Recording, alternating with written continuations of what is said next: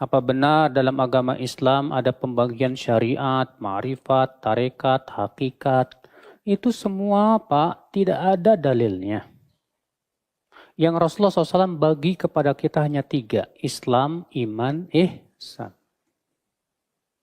Adapun pembagian syariat, ma'rifat, tarekat, hakikat ini adanya hanya dalam dunia sufi.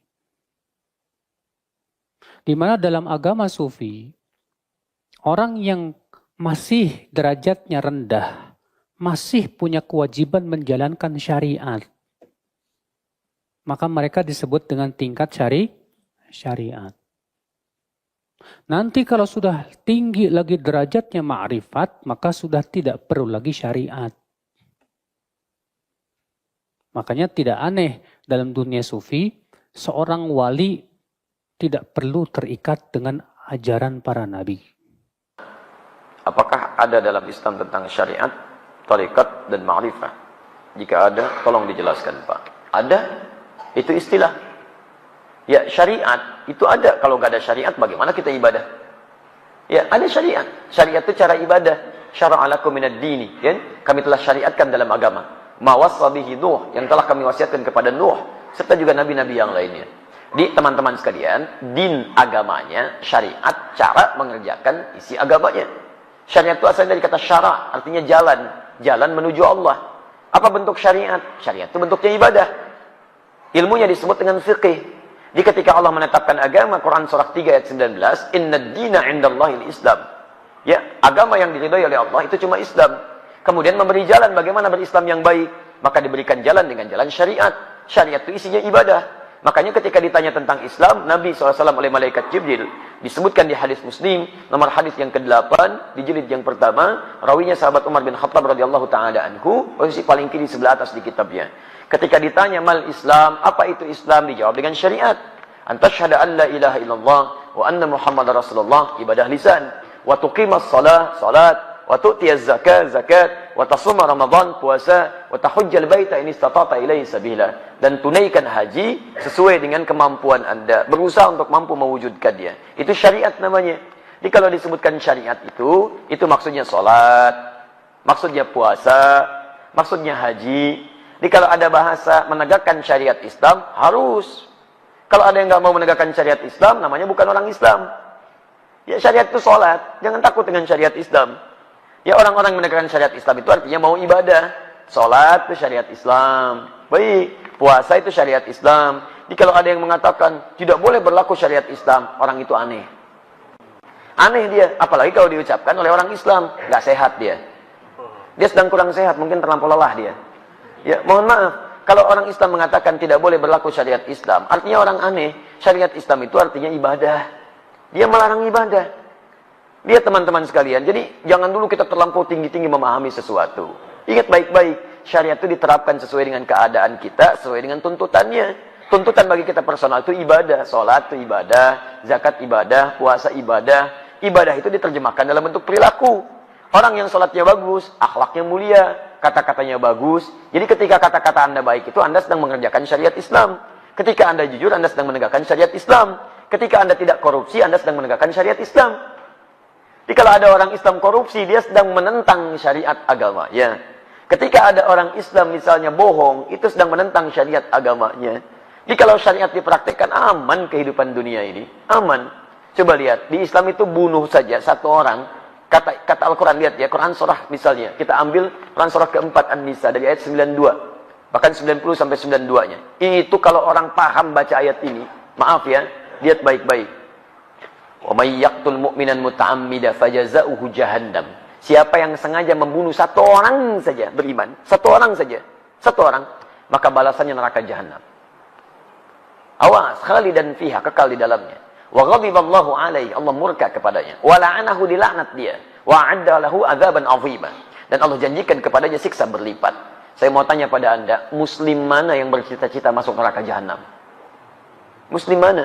Makanya kalau orang benar-benar beriman kepada Allah, Islamnya benar, mau menegakkan syariat, enggak mungkin dia bunuh orang. Mustahil. Demi Allah saya katakan mustahil. Karena ketika mau bunuh, taruhannya neraka jahanam. Jangankan bunuh, maaf, mencela aja dilarang. Quran surah 49 ayat 12. Ya ayyuhalladzina amanu la yaskhar qaumin qaum, jangan saling celak. Jangankan saling cela, matanya aja nggak boleh lihat yang tidak baik. Quran surah 24 ayat 30 untuk laki-laki, 31 untuk perempuan. Ya, jangankan untuk menendang, jalan yang sombong aja nggak boleh. Quran surah 31 ayat 18, wala tamshi fil ardi maraha. Ayo, jangankan korupsi, mau curang aja nggak boleh. Wailul lil mutaffifin. Bahkan kata Al-Quran, aduh daripada dipakai mencuri, potong aja tangannya.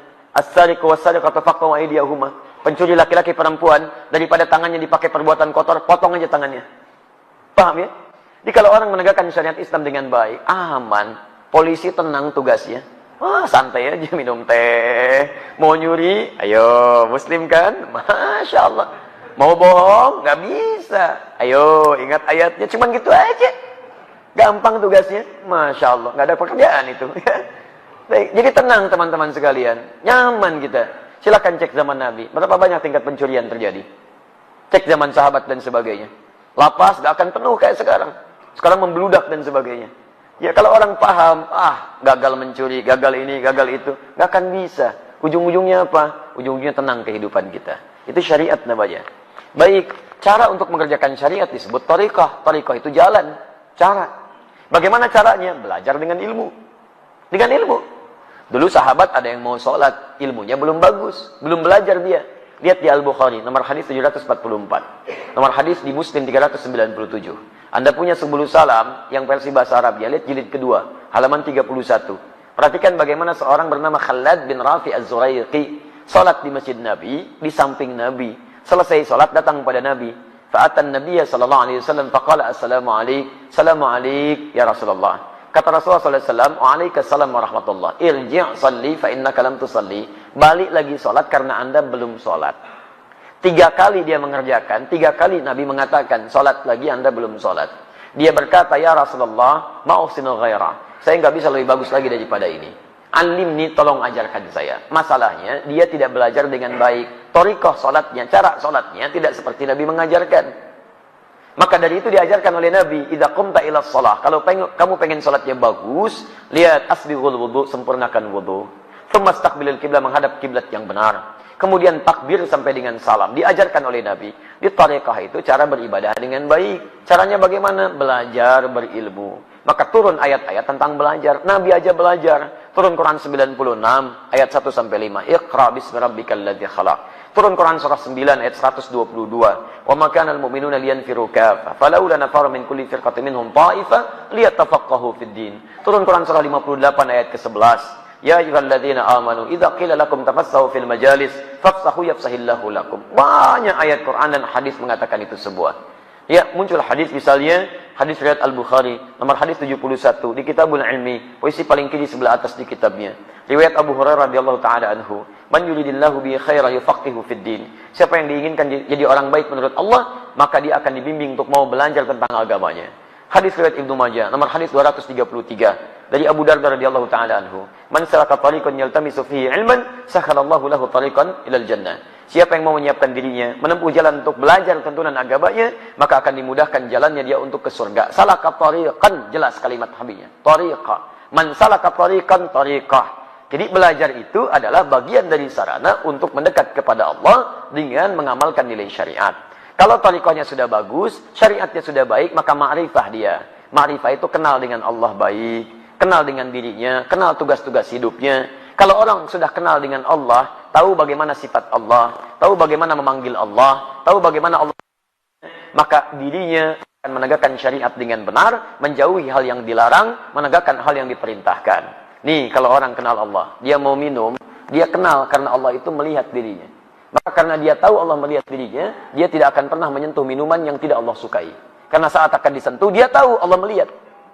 Nih, lihat. Kalau orang kenal dengan Allah, keluar dari masjid, nggak akan mungkin melangkahkan kaki kanan. Terlampau soleh dia. Pasti kiri. Dan tidak akan mungkin tertukar sandal. Karena ketika akan dipakai, dia tahu Allah tidak ridha dengan menggunakan hal yang tidak Allah sukai. Silakan. Kalau Anda tidak percaya, hati Anda pun pasti akan menolak. Coba iseng-iseng ya. Begitu keluar dari sini, pakai alas kaki orang lain. Pakai alas kaki orang lain. Begitu Anda pakai, hati Anda akan mengatakan, itu bukan punya kamu. Jangan lakukan. Jadi hati Anda aja menolak. Apalagi orang yang sudah kenal dengan Allah. Sudah kenal itu, wah, baru lihat aja. Sendalnya nggak ada. Dia nggak akan pakai sendal orang lain. Takut. Takutnya bukan takut karena yang dipakai bukan punya dia, bukan. Takutnya takut kalau Allah murka dengan dirinya. Nih lihat, kalau orang kenal dengan Allah, mau sholat aja, persiapannya banyak. Quran surah 7 ayat 31. Ya bani Adam khudhu zinatakum inda kulli masjid. Ya anak cucu Adam, kalau ada panggilan dari masjid, kenakan pakaian terbaikmu. Dia dipanggil, diundang sama manusia. Bahkan cari bahan dulu, dijahit dulu, pakaiannya bagus, ada pakai batik, sepatunya baru berangkat. Dipanggil oleh orang manusia, pakaian bagus. Dipanggil oleh yang menciptakan manusia. Bagaimana kira-kira penampilannya? Maka orang yang kenal dengan Allah, dia akan kenakan pakaian terbaiknya. Malu kalau menghadap Allah, pakaiannya tidak disukai oleh Allah Subhanahu wa Ta'ala. Malu kalau bacaannya itu kurang bagus di hadapan Allah. Menghadap pada manusia, bacaan ditata. Kadang-kadang bikin konsep. Begitu sudah berhadapan dengan manusia, masih pakai konsep juga. Masya Allah. Bahkan antar pemimpin dunia, satu presiden, masih pakai konsep juga. Takut salah. Ya, takut salah. How can you do that? Masya Allah, lihat misalnya kan. Di konsep takut salah, takut keliru. Berhadapan dengan manusia, Anda masih persiapan. Maka bagaimana berhadapan dengan Allah? Maka orang yang kenal Allah, dia akan belajar. Takut kalau baca Al-Fatihah masih berantakan. Takut dengan kalimat.